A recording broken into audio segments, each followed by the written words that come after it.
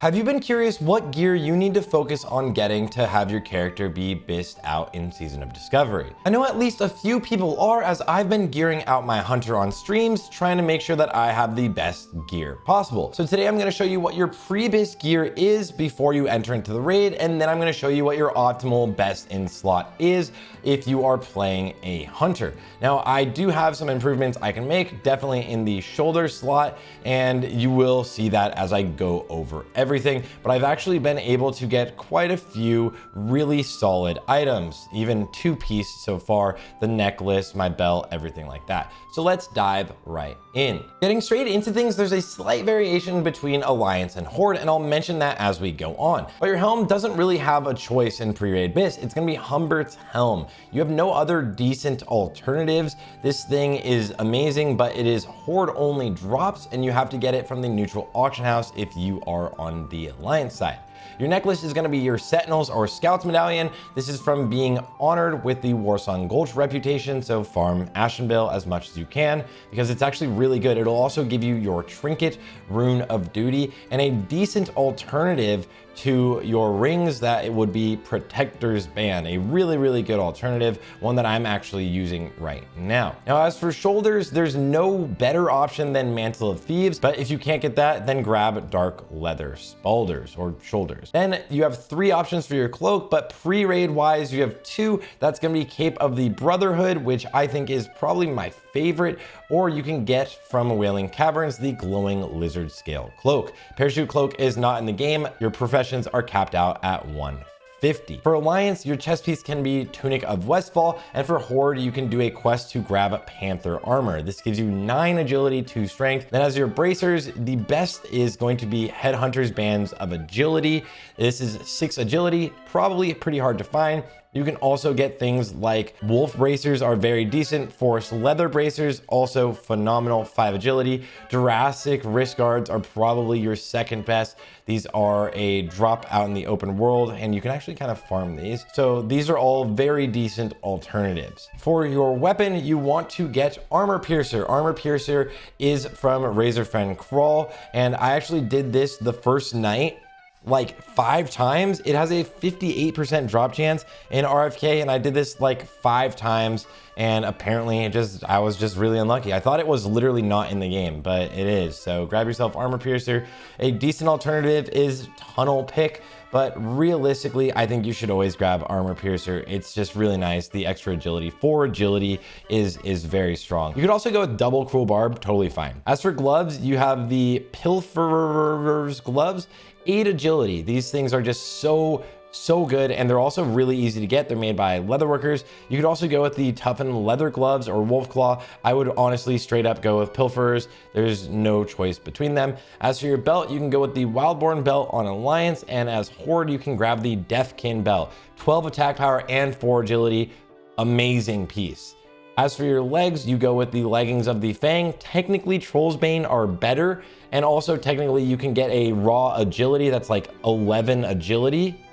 So Dervish leggings of agility is 11 agility.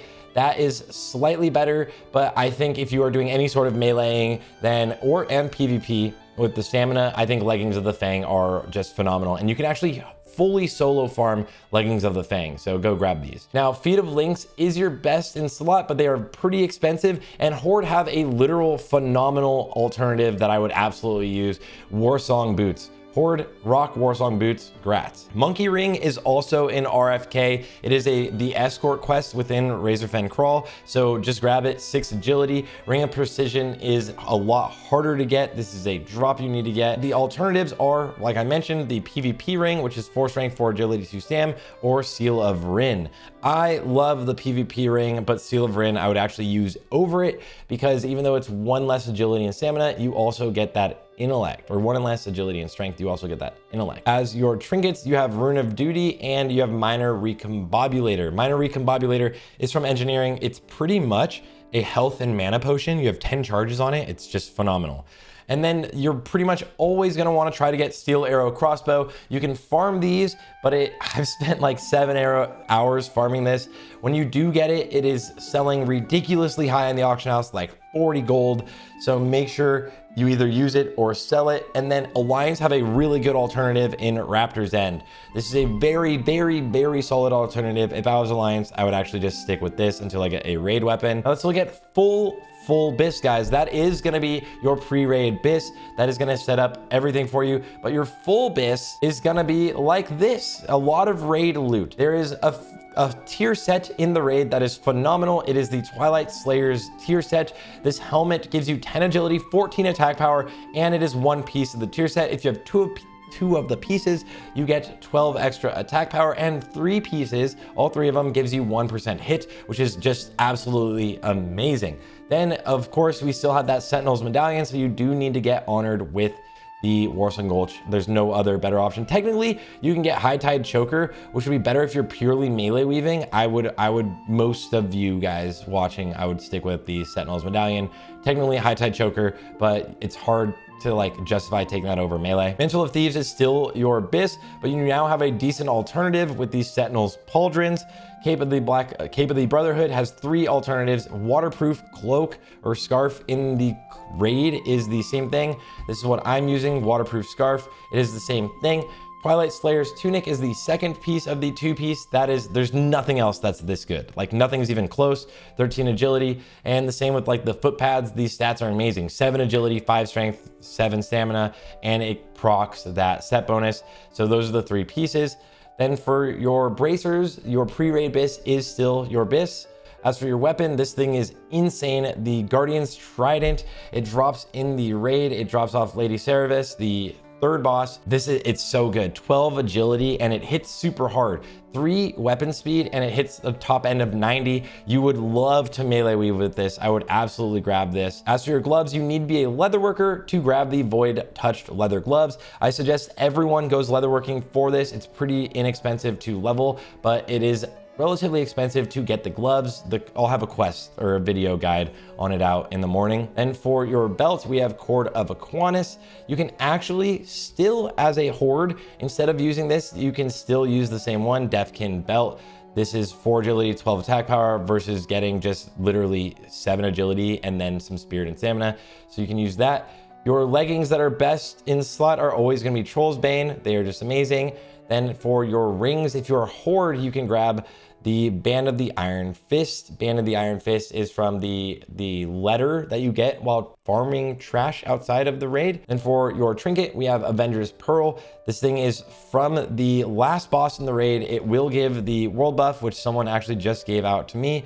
The Boon of the Black Fathom, you turn it in to right here at Elder's Rise, and then it'll give you the Avenger's Pearl, 18 attack power, and then there's nothing even close to getting the actual epic crossbow. Everyone kind of has an epic weapon that's phenomenal for them, and this thing is insane. 2.8 speed, not perfect, it could be slower, but it's amazing. 18.8 DPS and 17 ranged attack power. So you're absolutely gonna want to get this. Your second best option is going to be the Naga Heart Render. Not actually getting the gun, it's going to be your Naga Heart Render, and then you have like something like a Steel Arrow crossbow. So this is your full BiS if you are a hunter in Season of Discovery Phase 1. Enjoy hunting it all down, guys, and I will have more guides for everyone. I will do Rogue. Maybe Rogue will just go up on like the members only right now. I have Feral Druid and Warrior and a few others that I've worked on.